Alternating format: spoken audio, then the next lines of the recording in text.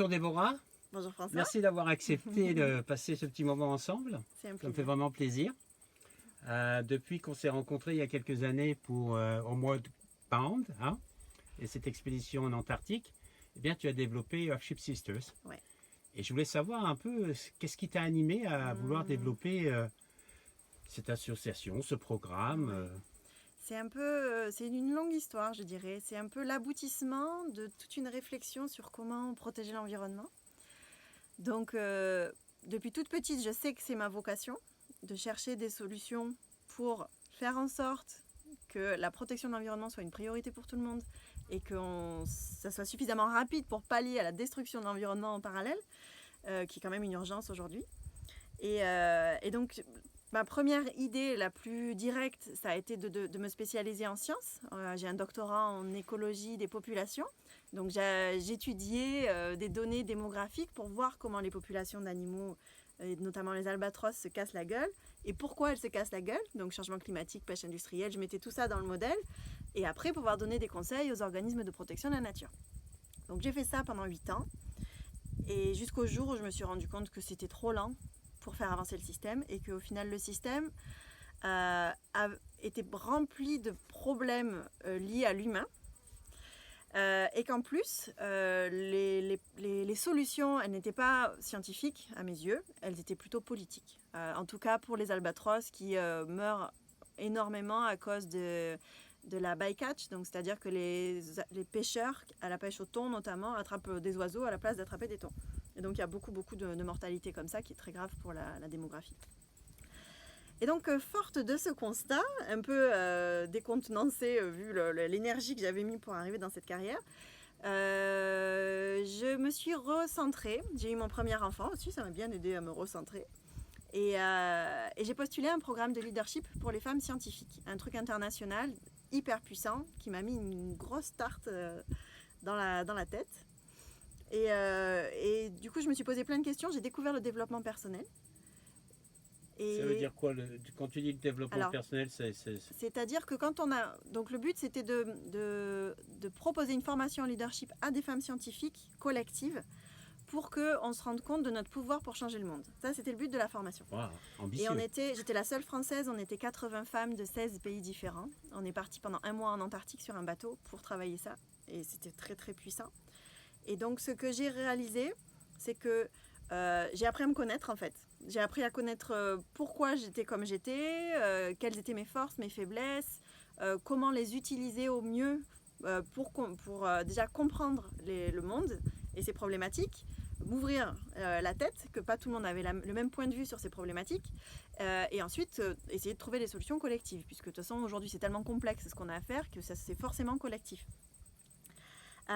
Donc j'ai fait tout ça, j'ai découvert ça et je me suis rendu compte que les compétences qu'on avait en tant que scientifique, elles pouvaient en fait s'adapter à beaucoup d'autres problématiques et qu'au final, si on voulait protéger l'environnement, ce qui est moi mon objectif personnel, et ben, c'est plus une histoire d'humain qu'une histoire de science. D'accord. La science est toujours là, hein, mais il y avait un vrai besoin de travailler sur l'humain. Donc tu as développé... tu viens du monde scientifique et tu as développé des compétences en tant que leadership. Voilà. Et donc ce travail de leadership, ça a été fondamental pour au final recentrer les objectifs de protection de l'environnement. Puisque je me suis rendu compte que ce n'était pas un besoin de plus de connaissances qu'il fallait, mais c'était plus un travail sur l'humain pour lancer le mouvement, pour que les gens ils se rendent compte déjà qu'ils aient les connaissances scientifiques de base. C'est pour ça que je resterai toujours scientifique pour leur apporter ces connaissances-là. Et je travaille dur pour rester à la page. Mais en plus, qu'ils se rendent compte que c'est dans l'intérêt collectif, mais aussi dans l'intérêt personnel, parce que c'est souvent ça qui fait avancer aujourd'hui, de faire ce passage à l'action. Et ce passage à l'action, tu peux l'avoir vraiment que quand tu assumes complètement qui tu es. Et que tu es tellement motivé par la chose que tu as choisi de faire, que les autres te suivent. Et pour moi, c'est ça le leadership. Et donc, c'est ça que j'ai appris dans Homeward Bound, mais c'était ouvert qu'aux femmes scientifiques, Et c'est qu'en Antarctique et c'est complètement international. Et donc quand j'ai rencontré Nathalie Hill, la cofondatrice d'Earthship Sisters, qui elle avait un parcours de vie complètement différent. Elle est mannequin, elle a quitté sa maison très tôt parce qu'elle s'est fait repérer dans la rue. Et puis elle a passé un bac S à distance, un master de management de projet de l'économie sociale et solidaire à distance. Et puis elle a parcouru le monde en tant que mannequin. Et puis après elle en a eu marre. Elle avait marre de vendre du vent. Elle a voulu utiliser le vent pour avancer. Elle est devenue marin. C'est ce qu'elle dit toujours. Et donc on s'est rencontrées toutes les deux. Elle utilisé le bateau pour justement révéler le leadership des gens. Elle a travaillé au départ avec les enfants malades pour sensibiliser à l'environnement à travers le bateau. Puis avec des sportifs de haut niveau sur le bateau toujours. Puis encore une fois après, elle a commencé à faire venir des femmes scientifiques pour travailler sur le rapport à la mer. Et en fait, elle s'est rendue compte que quand il y a des femmes en bateau tout ensemble, c'est ce que j'avais vécu moi en Antarctique, et ben, il se passe un truc très puissant qui fait que tu révèles les potentiels des gens. Les gens se mettent à nu, ils sont face aux éléments. Et les métaphores avec la planète sur un bateau, les métaphores avec le leadership aussi sur un bateau, garder le cap, hisser les voiles, changer de direction, prendre la barre de sa vie, elles sont très fortes. Donc on s'est dit, il faut absolument qu'on fasse merger tout ce que tu as appris pendant ton expérience de vie, tout ce que j'ai appris moi aussi, pour pondre un programme, et c'est Earthship Sisters, un programme qui répond, d'après nous, aux objectifs pour atteindre à tous les objectifs qu'il faut avoir, et personnels et en développement de projets à impact environnemental, pour qu'on avance plus vite pour la protection de l'environnement. Super. Et dis-moi, le confinement, là, est-ce que ça a réveillé des choses en toi? C'est quelques mois où justement on s'est rendu compte que l'économie mondiale était arrêtée. Et est-ce que tu te dis, tiens, est-ce qu'il ne faut pas que j'aille encore plus loin et plus vite et que j'amène beaucoup plus de gens autour de moi pour avancer plus vite et mieux?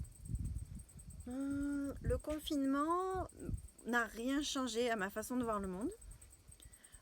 Par contre, il m'a motivée encore plus à travailler dans cette direction parce que je pense qu'on est vraiment en 2020 et puis depuis quelques années, on commence à le sentir, on est à un tournant de l'histoire de l'humanité. Un tournant de l'histoire où on a fini un petit peu de faire la course, j'espère de ne pas me tromper, on ne fait plus la course au pouvoir, à l'argent, à se comparer les uns les autres. Bien sûr, ça va continuer encore un petit moment, mais il y a un pourcentage de la population qui est shift vers une vraie recherche de sens, vers une envie de s'investir pour le bien commun. Et donc ça inclut l'environnement, le social, toutes les transitions digitales qu'on doit entamer aujourd'hui. Et ça, c'est une bonne chose, je trouve. Donc Earthship Sisters s'engouffre là-dedans parce qu'on a envie de justement accélérer cette transition pour que la planète soit plus durable pour tout le monde et que les conditions de vie des personnes s'améliorent. Et le confinement ne fait que renforcer ce point de vue-là parce que je trouve que on est peut-être, si on fait la courbe, la loi normale, j'étais peut-être dans les pionniers de cette transition environnementale. Et là, le confinement, il fait passer, allez hop, 15% de la population dans la courbe. Et quand on arrive à 33, hop, on est là, ça shift. Super, super.